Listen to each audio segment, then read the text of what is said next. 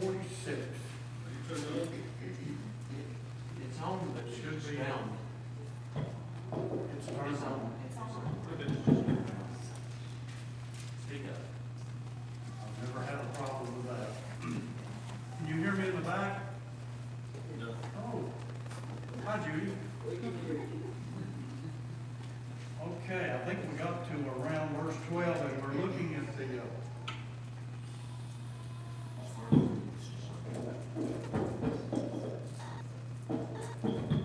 Hello? that works. You hearing back? You turned the volume up back there, yes. Has to do with the sacrifices that are to be offered, some by the prince, some by the people. The Sabbath offering is in verse 6. Verse 4 and verse 6 is the offering on Monday or the new moon. Verse 9 and following tells us how to enter and leave, and some more sacrifices, and that brings us down to verse 12, which has that's verse 12. That's not what I want. Yeah. This is one item concerning sacrifices that has not been legislated yet. When the prince makes a free will offering, whether a burnt offering or a fellowship offering, either one of them as a free will offering to the Lord, the gate that faces east must be open for him. He is to offer his burnt offering or fellowship offering just as he does on the Sabbath day, which is in verse 4, the instructions. Then he will go out and the gate must be closed after he leaves. Now somebody tell me what a free will offering means. It's an offering you want to give for no particular reason other than your own reasons. It's a voluntary that you can offer, usually for appreciation, thanksgiving, or just a recognition of God if you're just moved in that direction. And this is what the prince is to do if he, as a private individual, decides that he personally wishes to make one, and he, like all of the rest of the people, can offer a voluntary sacrifice at any time. And he talks about in here, the gate faces east. I think that's the inner gate, as in chapter 46, verses 1 and 2, which was to remain in most circumstances shut.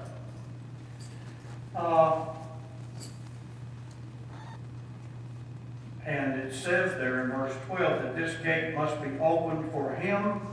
So this apparently is another instance of the privileges that the prince has that the other normal people of the population do not share with him.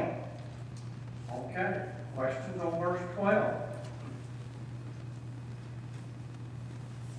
Okay, verse 13 through 15. These contain the regulations for the daily sacrifice. I think these are to be offered by the people, if I remember right. You must offer an unblemished, year-old male lamb as a daily burnt offering to the Lord. You will offer it every morning.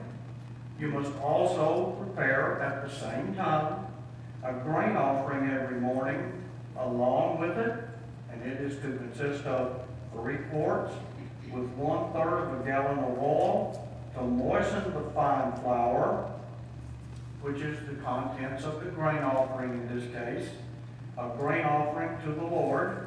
This is a permanent statute to be observed regularly. They will offer the lamb, which is the burnt offering of verse 13, the grain offering and the oil every morning as a regular burnt offering. Who is to provide the lamb each day? I'm sorry? Who is to provide the prince? Well, it's not real clear. I don't think this is one of the prince's responsibilities. I don't think. I think he did the new moon and, Sabbath. Sabbath, but the daily ones came from the offerings of people, the ones that each family must provide each month during the year. Okay, and then the priest would offer, okay. This was, I think, we agree on that it just comes from the daily, from the, No, this was the regular morning and evening sacrifice. it's only morning. Oh, it wasn't, there was supposed to be one in the evening too. No, there's not. You brought up an excellent point. That's different. If you go back to Moses, it was a morning sacrifice followed by an evening sacrifice every day, day after day after day. I would, if I had the time and the smarts, I would go through and figure how many animals in a year were slaughtered in the temple every year, especially male. A few of the offerings specify females, but most of it is male. So there was a lot of bloodshed and a lot of work to do and a lot of mess concerning these every day. Somebody's got to go out there and offer it and then take it off of the offering and off of the altar and cut it up and then go, if it's not a burnt offering, go boil it and distribute it to the people who are supposed to get it, normally the priests. And this goes on day after day after day after day after day. This bloody sacrificial rite continues to go on day after day.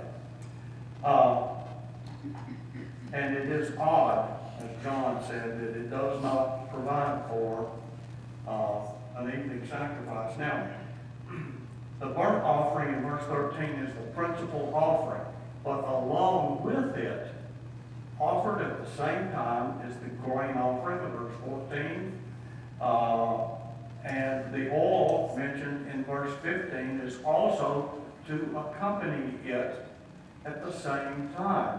And most of the sacrifices had those same or similar requirements. With this animal, I want this grain offering and oil off which was olive oil to accompany it. Also a drink offering. There was a drink offering. In the morning and the evening. I think in Numbers, wasn't it? Yes, in Numbers, but not in Ezekiel's temple. Yeah. A drink offering is wine poured out usually at the base of the altar. But the oil is olive oil. Any questions? Okay. Verse 16. This is a change of subject. This is what the Lord God says. If the prince gives a gift to each of his sons as their inheritance, it will belong to his sons. It will become their property by inheritance.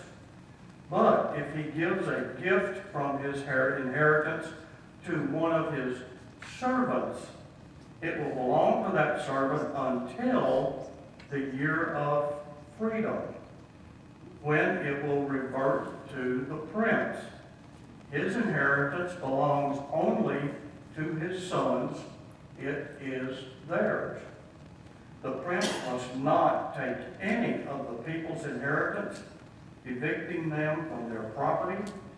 He is to provide an inheritance for his sons from his own property, so that none of my people will be displaced from his own property. So verse 16 is basically telling us once that property is given to one of his sons, it is theirs, and it will not revert to the prince. It is there, and it will become their property at the time by inheritance. And there's a New Testament. All the prodigal son that asked for his inheritance early. And this is the same, I guess, similar circumstance for the same. For some reason, the son wants his inheritance now rather than wait for the death of his father. verse 17 talks about when it will revert to the prince. Now, if the prince is dead, it will revert to his heirs. If he is dead, of course. This year of freedom in verse 17 is also known as the year of Jubilee. And here's another instance of why he didn't call it that. I don't understand, in my mind, why don't you call the Feast of Tabernacles, or a feast that's held at that time in the same way, the Feast of Tabernacles? But he doesn't. Many names are not even mentioned that would connect it back to what Moses legislated. So here it's just called the Year of Freedom, which was, of course, the 50th year. Why is this liberty? Year of Liberty. Okay, okay. And it's the 50th year when all the property that has been separated from its original owner by giving or by selling reverts back to the original owner. And we've talked about That's for all the tribes. that's for all the tribes, that's correct. God, in this layout of property, which we will get to very soon, wants it to stay where it is. What had happened under the old system, or what they had done to it, is that many families had lost their tribal inheritance through being in debt over their heads. And sometimes, as I can see it, the 50th year of Jubilee was simply not observed. Debts are supposed to be canceled every And 7 years. yes, and debts were supposed to be canceled every 7 years, true. So, and you remember, if you had 25 years from now to the next year of freedom or liberty or jubilee, you would sell the property for half of what the crops it would normally bring. And that was how it was done. It was done according to the number of crops that you could expect to get off the land. If it was 2 years until the jubilee, you would only be selling them 2 crops, or letting them have 2 crops, and the price would be much less money. So it all depended upon how much time between the date of the sale and the year of Jubilee, the new owner, even though temporary, was going to have use of that land. But in this system, the prince's land is not to ever leave his family, and neither is the tribal inheritance ever to lose it. He is never to steal or forcibly take any land from anyone else, as Ahab and Jezebel did to Naboth's vineyard. Okay. Questions? Verse 19. Then he, the Lord, brought me through the entrance that was at the side of the gate. I think I know where this is, but be patient. Into the priest's holy chambers, which faced north. I saw a place there at the far western end. He said to me, "This is the place where the priest will boil the restitution or guilt." Another word for it is trespass offering, which I failed to put up there. And it's easy to see that it's called a restitution offering because it required repaying to the victim the value of what you took from him plus 20%. The restitution offering, they will boil the sin offering, and where they will bake the grain offering, so that they do not bring them into the outer court, and again, transmit holiness to the people. And we discussed this a couple of weeks ago. Same idea. Then he brought me into the outer court and led me past its 4 corners. There was a separate court in each of the corners, and I hope this rings a bell with every one of you. In the four corners of the outer court, there were enclosed courts, 70 feet long by 52.5 feet wide. All four corner areas had the same dimension. There was a stone wall, and the Hebrew is difficult here, so if you've got a different translation, that's okay. There was a stone wall around the inside of them, around the four of them, with ovens built at the base of the walls on all sides. Then he said to me, "These are the kitchen where those who minister at the temple will cook the people's sacrifices."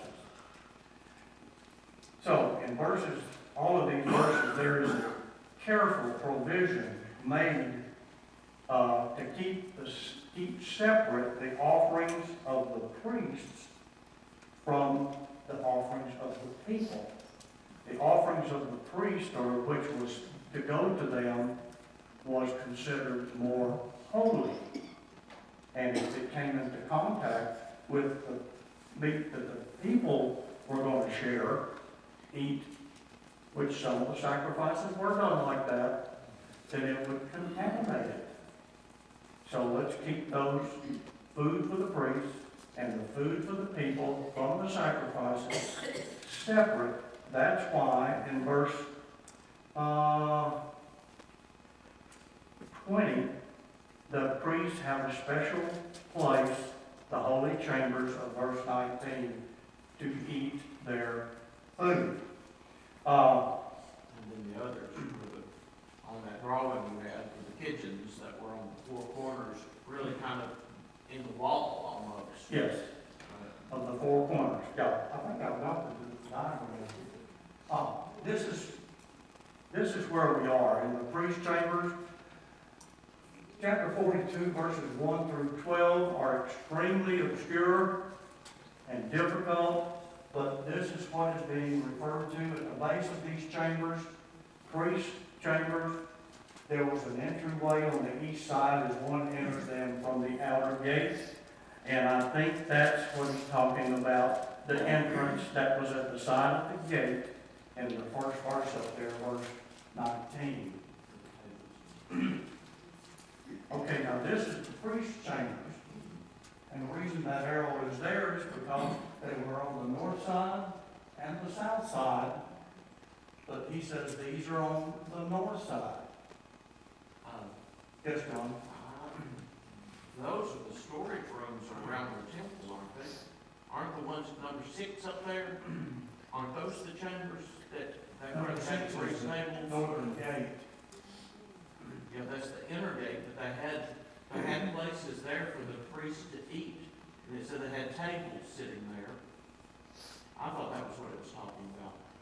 I didn't think that there was any cooking inside the temple or the storage areas around. Okay, I could be wrong, but I think you're wrong. Okay. But I may be wrong. I'm not sure if that's it. Okay, so let me see, let's go back to 42, just for a minute. It says the priest's chambers, 42:1, and I've got it marked as number 21 on the drawing in a pencil here. Oh, okay, that's Up there. that's there. Besides the outer thing. All right, And 22 are the kitchens and corners that you were talking yes, about. yeah, Those are the four corners he's just now talking about. okay. But the priests were to eat in a separate. But it says they were arranged in 3 stories in verse 6 of chapter 42. There they will deposit the most holy offerings, the grain offering, the sin. I'm looking at verse 13. The grain, sin, and restitution office, for the place is holy.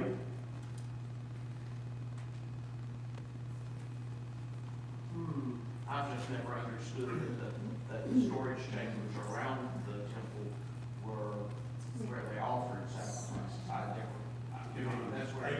That's where Tobias, you have a room there that they keep him out of, and then, or send out Tobias. Yeah. Nehemiah.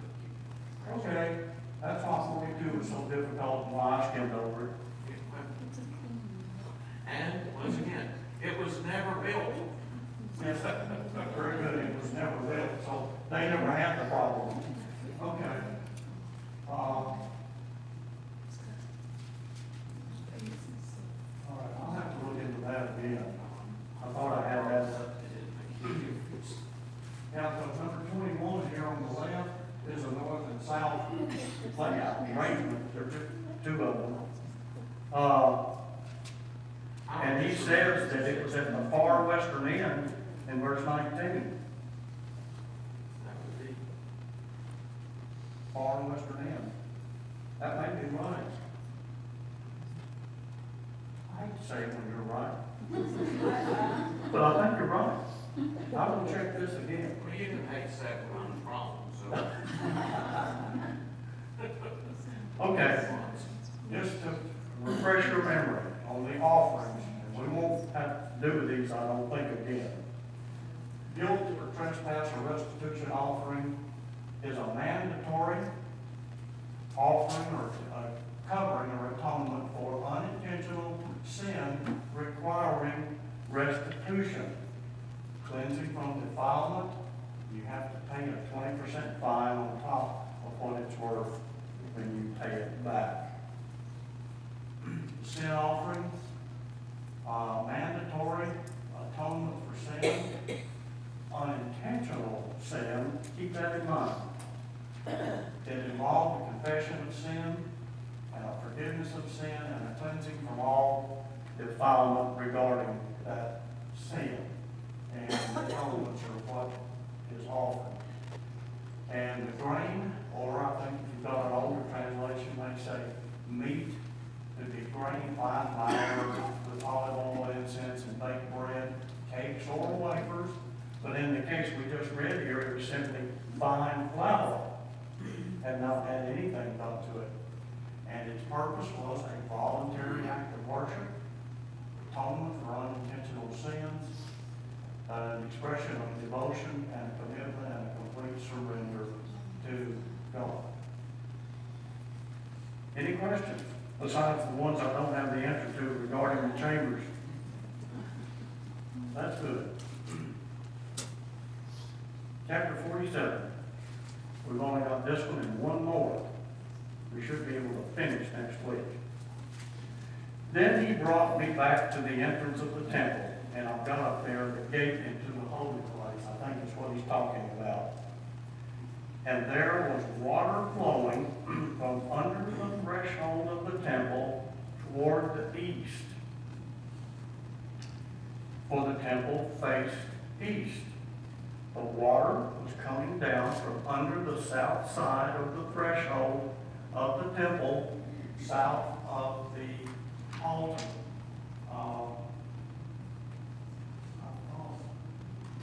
Does everybody know exactly where that is on the drawing? Okay. No?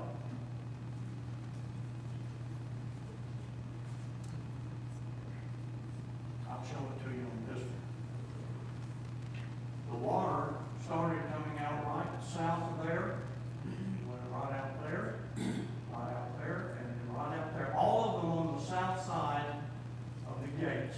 And it came out of the south side, so it didn't interfere with the altar. So it went by it. Okay, so but it started right there. Okay. Next, he brought me out by way of the north gate. Everybody knows where North Gate is. It's over there, close to Hickson. It's actually close to my house. I'm sorry? It's close to my house. I'm sorry? She lives close to it. Oh, you live close to it? Oh, It's close okay. to my house. And she lives close to the North Gate. I did not know that. You're off voice. You go a little bit further. Oh, thank you. Yeah. Verse 2, next he brought me out by way of the north gate, since the closer east gate was closed, and led me around the outside of the outer gate that faced east. And there the water was trickling from under, again, the south side of the gate. Remember, it's flowing down because we've got 3 levels of the temple. We've got the ground level, and what it was, 7 steps, and then up to the next level was 8 steps, and then up to the temple proper was 10 steps. So it was distinctly downhill from that inner east gate to the outer east gate. So at least that's not that surprising. And it came from under the south side because it didn't want to run over the altar. Verse 2, okay? So we've got a trickle of water. Now, I don't know if this is something Ezekiel had overlooked or whether it was something that had just started at this time. Verse 3, as the man went out east with a measuring line in his hand, he measured off 1/3 of a mile and led me through the water. At that point, it was ankle deep. Then he measured off another 1/3 of a mile and led me through the water again. This time it came up to my knees. He measured off another 1/3 of a mile and led me through the water, and this time it was up to my waist. Again, he measured off 1/3 of a mile, and it was a river that I could not cross on foot, for the water had risen.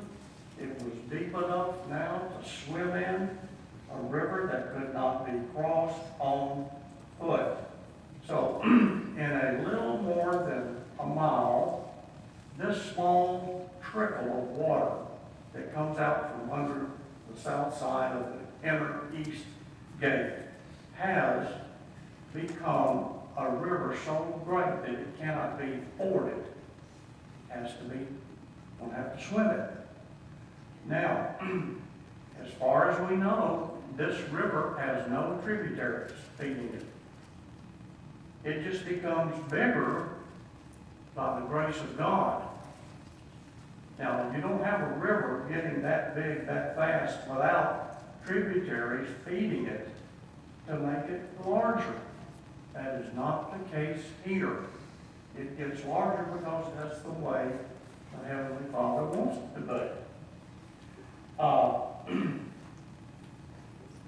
Any questions?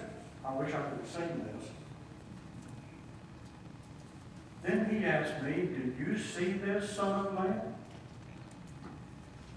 Then he led me back to the bank of the river. Apparently Ezekiel had tried to cross it. Unsuccessfully, I guess. When I had returned, I saw a very large number of trees along both sides of the riverbank. He said to me, "This water flows out of the eastern region and goes down to the Arabah. When it enters the sea of foul water, the water of the sea becomes fresh. Every kind of living creature that swarms will live wherever the river flows. And there will be a huge number of fish because this water goes there. Since the water will become fresh, the word in Hebrew for fresh is healed. It's viewed as water that's sick. But the water coming from God's temple brings healing to this water. And he says, then there will be life everywhere the river goes.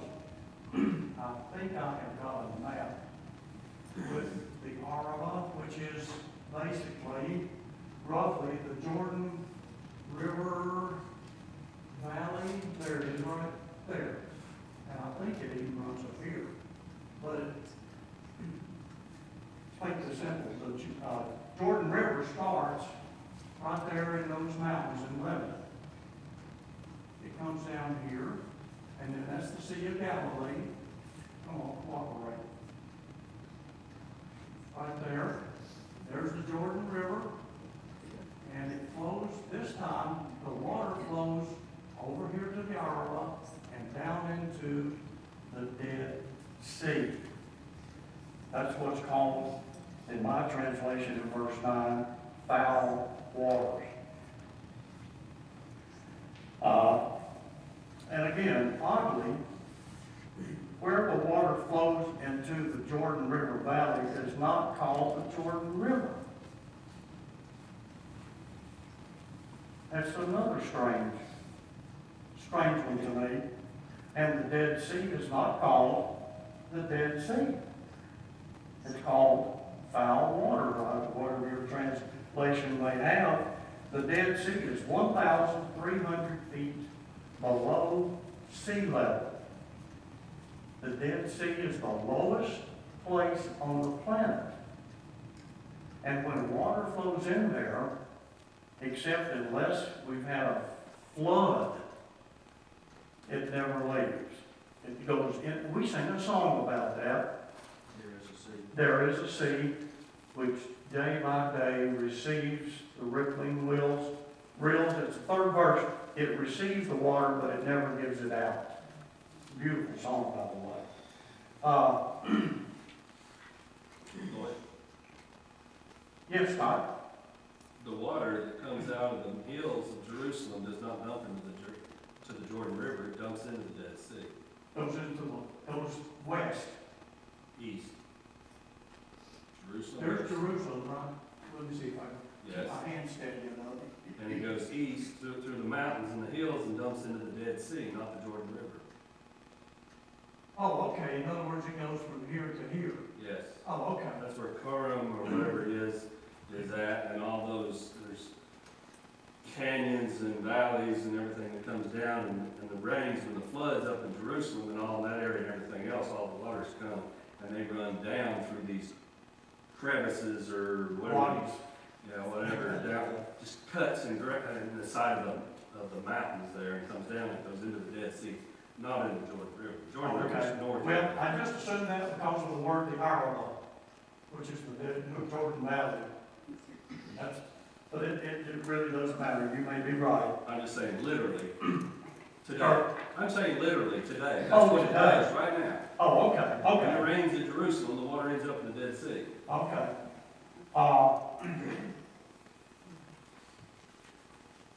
Let's see. Now, after the water hits the Dead Sea and the waters are healed, this is what will happen. Fishermen will stand beside it from En-Gedi to En-Eglaim. These will become places where nets are spread out to dry.